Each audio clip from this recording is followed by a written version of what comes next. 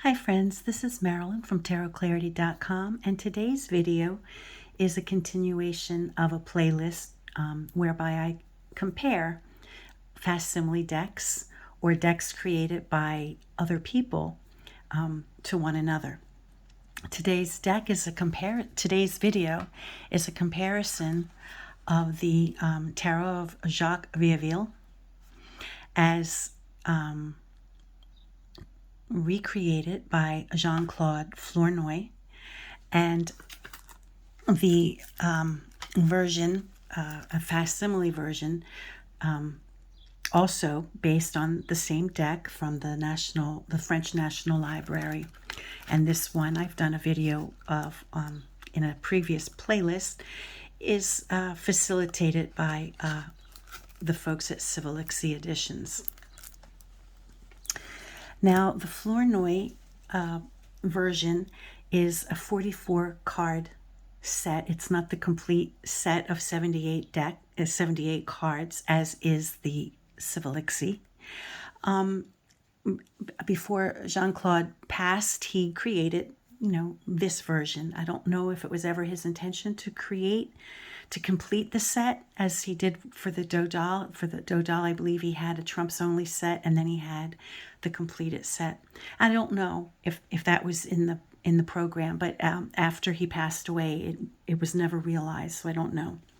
But what we have now are the 22 cards, the 21 trump cards, and the Fool of the Vieville. And we also have the inversion, what the opposite, the reversal would have been, for reasons that, do make sense. When decks were recreated, especially when you look at decks throughout history, you see that what appear to us to be mistakes made, or when they recreated, they saw this deck and then they recreated it the way they saw it. When they printed it, it came out the opposite way. So we don't always know what the intended view was, right? And sometimes we can understand those mistakes in things like the numbers. Or if we have like 8 decks that have the magician looking this way, and then one deck where actually looking this way, and then one deck where the magician or the bachelor is looking in the opposite direction, we scratch our heads and we say, I wonder if that was an error. But at any rate, here is the copy in the center that was a photographic facsimile of the deck as it currently exists in the French National Library. Now we see, of course, after 400 years or whatever, that there's some blurring. Maybe it was always that way. Maybe it was never really real tidy or neat as the Flornoy, creates has recreated the deck, where there's crisp, clean lines and the color stays within the lines. I don't know that this deck ever was that way. And you'll notice the color is a little bit different. That could be because after 400 years, what was maybe yellow, a more bright yellow turned, or what was maybe pink turned to be orange. I don't know. I don't know the law, the effects of time on colored inks, Maybe there was evidence that showed that, purple was used, and when purple ages, it turns black. I don't know. Or maybe they're completely just creative decisions that Flornoy made in recreating the deck that exists in the French National Library. But here's the inversion. So with the inversion, the 2 copies that he created, he chose the same colors for each revision. So they're not like, he didn't take liberties, above and beyond what he did for one as far as color is concerned. And again, here is the only copy facsimile, or the real, the authentic copy that is owned by the French National Library. So this is the only original we have. But I think it's kind of cool that Flornoy did recreate them in the reversions. Okay, now here we have the female Pope. Again, what appears to be black, he conceived of as purple. We have the introduction of green, whereas by here we don't. But it does look as though, like here, there's some attempt, some hint, maybe a layer of blue over the original gold, because we know blue and yellow make green, So there might be evidence that indicates that the original color was intended to be green and with time faded. Now, does the facsimile have anything that the, recreation doesn't have? I don't know. I mean, it looks like a pretty faithful restoration. Color adjustments, sure. But it seems like the main ingredients are there. Check out the face. And then we have the reversal.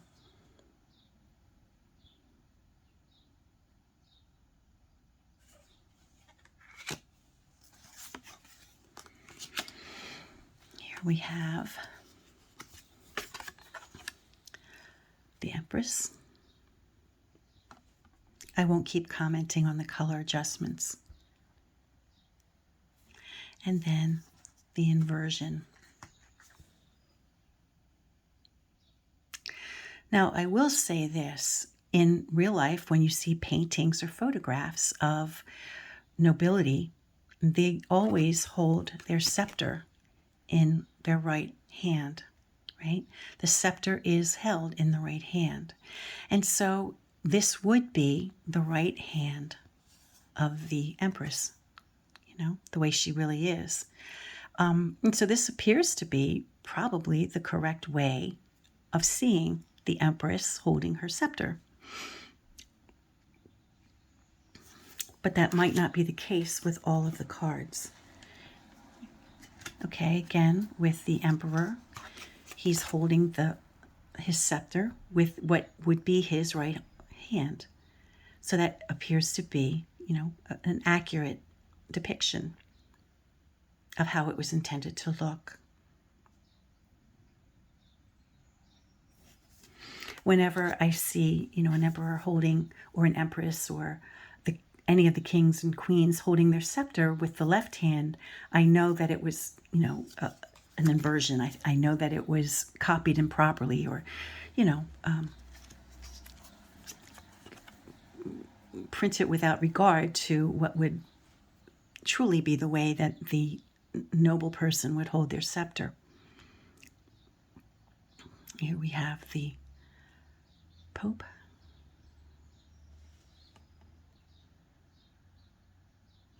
The Flornoy is just a tad bit larger.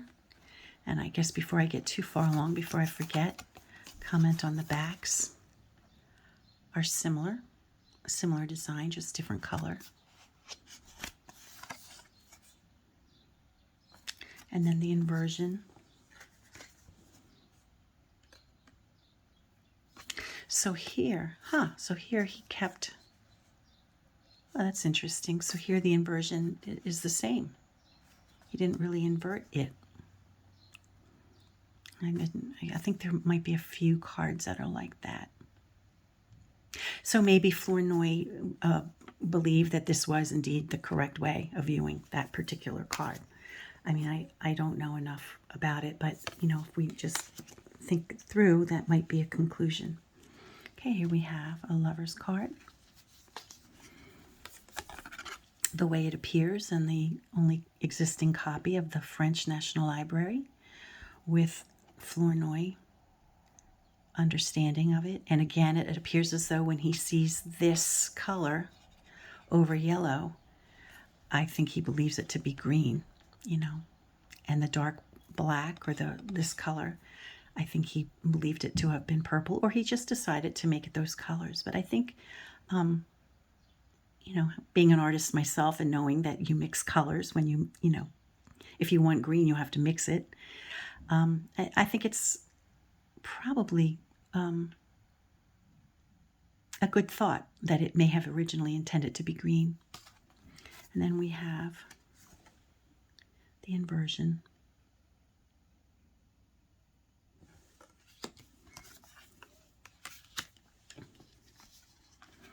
Okay, justice. Now you'll notice justice has a different number from what we're used to. Even if it were inverted, it would be, you know, 3 versus 7. So 3 wouldn't be the number that we associate with justice. We, you know, associate 8 with justice. But again, I don't think we've lost anything with the recreation. I think if anything, it revitalizes the deck, right? It gives it new energy, you know, crisp. And I think this is especially important if we are interested in, you know, encouraging young people to, oh, what happened to my, here she is. If we're interested in having young people, you know, pick up the torch. I don't know if young people respond to the old school version versus, you know, a new crisp deck, a new crisp version of the old deck. I mean, I'm old and I enjoy it. I enjoy the crisp version. I think sometimes with the recreation decks, it's sometimes a little easier to see what you're looking at, you know, in the older decks. I know with the Paris, the anonymous Tarot of Paris, or the Tarot of Paris, as it's also known, is sometimes really hard to see and understand. And when you get the, you know, a newer, fresher version of it, it's a lot easier to see what you're looking at. And here in the inversion, we have the scales of justice held in the the left hand, the sword in the right, you know, of justice, and then the number is corrected to be what we are used to seeing, 8. It, you know, may or may not have been the correct number at the time. You know, regional play gave certain cards different value. Here we have the Chariot. Here it's 8. Ah, that's why it was out of order, because the Flornoy inversion deck put it in order. That's why. That's why we have it out of order. But at any rate, so here this card is given the correct number. So they did invert it. Okay, they did invert this one, reverse it. And in the reversal, they gave it the correct number as well.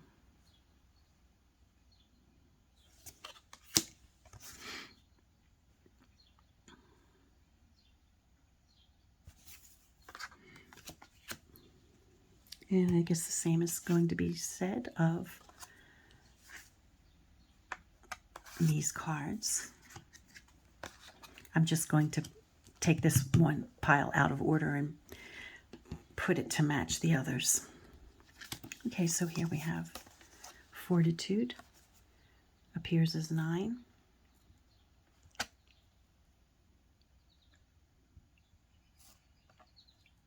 Some color adjustments. And then the inversion, but with the correct, or the number we're accustomed to for Fortitude, which is 11.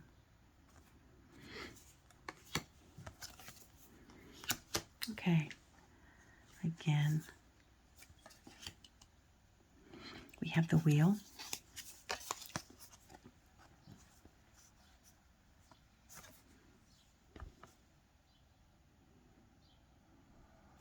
I mean, there is abstraction in this original facsimile, in the facsimile version, but there still is, you know, abstraction here right? So we don't lose that abstract feel. You know, it's still there. It's just that the forms are outlined and a little easier to see. Like, look at that purple, that random purple. he you know he maintained that random purple, which may or may not have even belonged there, you know, because if you're looking at it, you're really looking through the wheel, right? So that probably should have just been a blank space, but who knows? And then the inversion.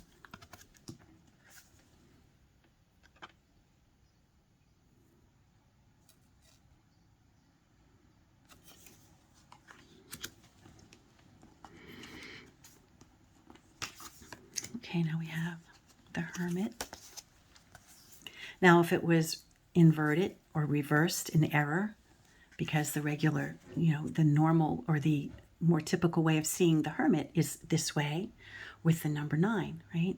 So if this was an original way it was seen, you know, and they drew it this way, when they printed it, it would be wrong, right? It would be 11, and he would be going in the opposite direction.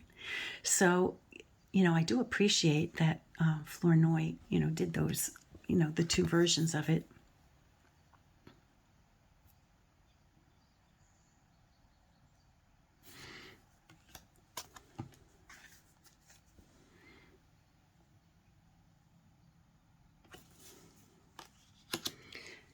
Okay, now, in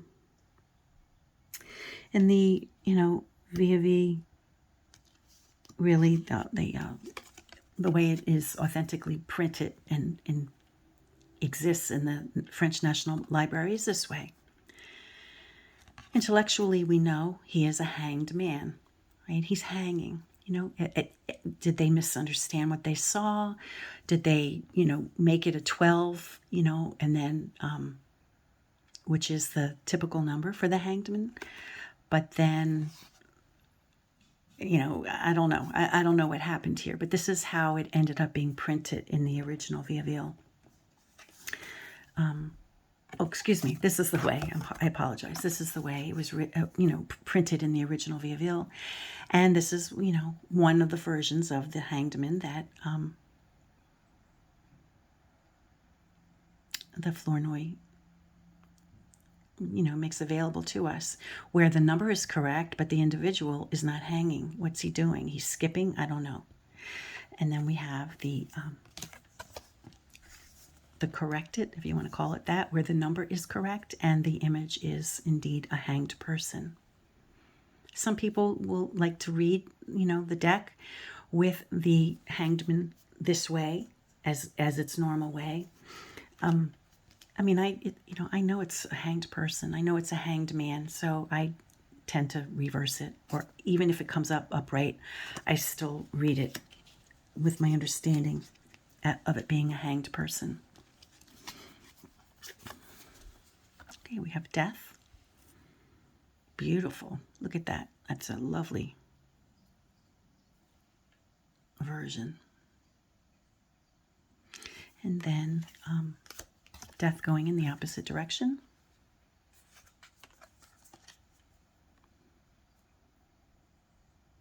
Equally as lovely. Temperance.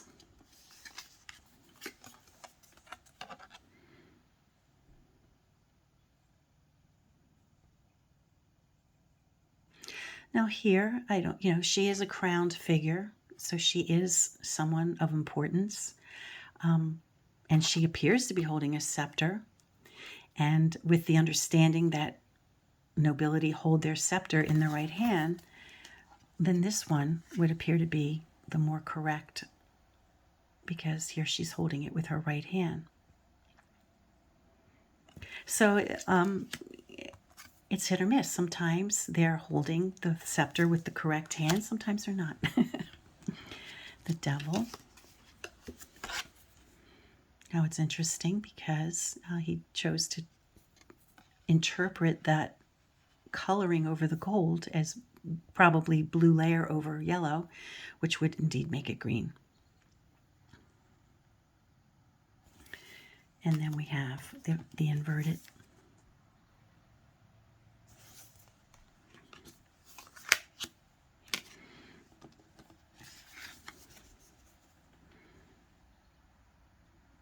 And we have lightning. This card, is not, became the tower, but it was a card of destruction, of chaos, and it was, represented in the Vieville deck, as other decks, some Italian decks, as lightning.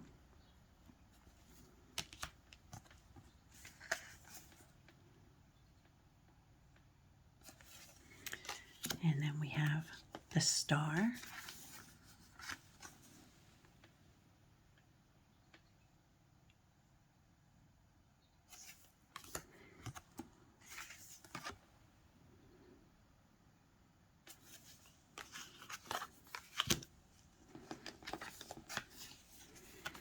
The moon. We see no lobster or crayfish here, or scorpion or whatever.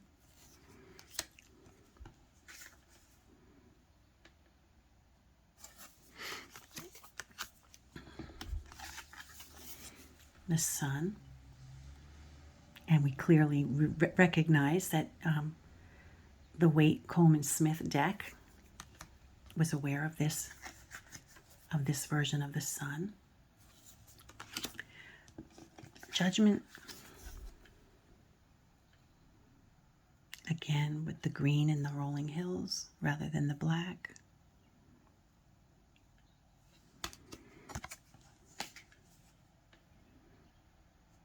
And this one was not inverted.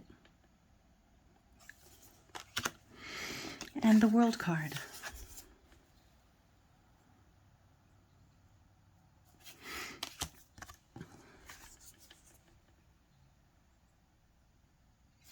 Now Flornoy chose to put the Fool at the end of the deck rather than the beginning. Well, the Fool is, or the Madman, is a card that's separate from the deck. He's not part of the trumps. He's not part of the pips. He's independent. In any case, he has no number. So I hope you've enjoyed this comparison side by side of the Vieville Tarot deck, the facsimile versions created by Flornoy, and the up-to-date version, or the cleaned-up version, however you want to call it, the recreated version of the Flornoy, and the facsimile version of the Sivilixi deck. I apologize. Sometimes I misspeak. I try to correct myself when I notice that I made a mistake down below. I usually always know better. Sometimes my mouth says the wrong thing. At any rate, I hope you've enjoyed this video, and until next time, friends, stay well and peace.